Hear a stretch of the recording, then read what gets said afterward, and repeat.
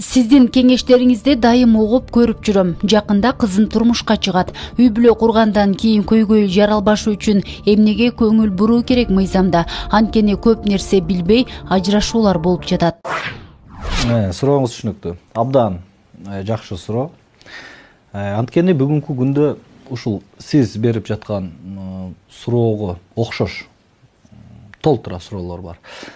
Алайлы ошол абдан турмушка чыгып жатат кызым, ошол кийинкилиги маселе көйгөй жаралбаш үчүн эмне жасаш керек, эмнеге көңүл буруш керек деп сурап жатасыз. Эң эле биринчи маселе бул нике көөлүккө көңүл буруш керек.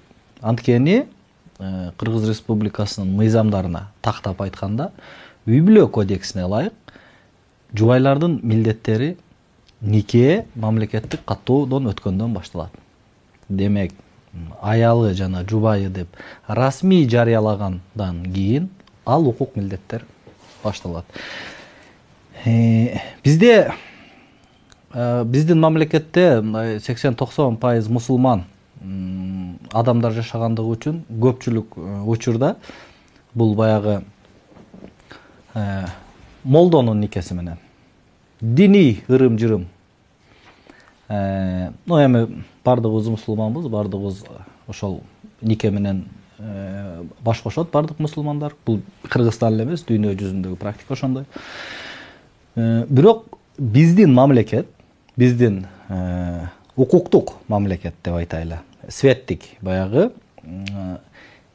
мамлекеттин ишмердүүлүгүнө дин аралашпаган. Демек, мыйзам бүгүнкү күндөгү биз жашап жаткан мыйзам ал никени тааныбайт.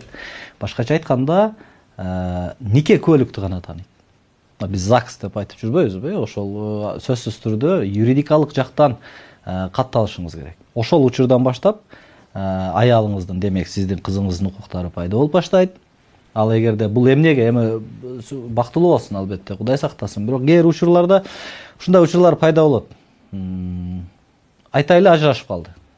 Ажырашкандан кийин ортодогу ЗАГС алган күндөн тартып эмне алган болсо ошол мүлк бөлүнөт.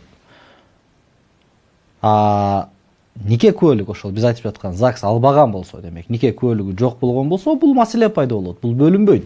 Башкача айтканда, мүлктүн жарымына ээ боло албай калат. Ээ болуу укугунан ажырап калат.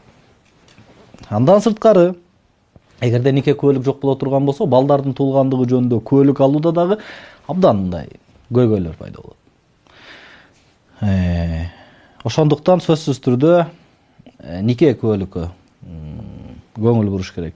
Эң негизгиси ошол. Андан сырткары, эгерде мындай баягы нике келишими дегендер бар, эгерде тараптар баш кошуп жатканда мындай олтуруп ачык сүйлөшүп, эгерде биз мүлк ала турган болсок, ал мүлккө ким ээлик кылат, бул мүлктү ким пайдаланат, эгерде турмуш жолубуз ажырай турган болсо, кайсыл мүлк кимде калат, буну баягы никеге туруп жатканда, тойго чейин, башкача айтканда, аны аныктап алса болот.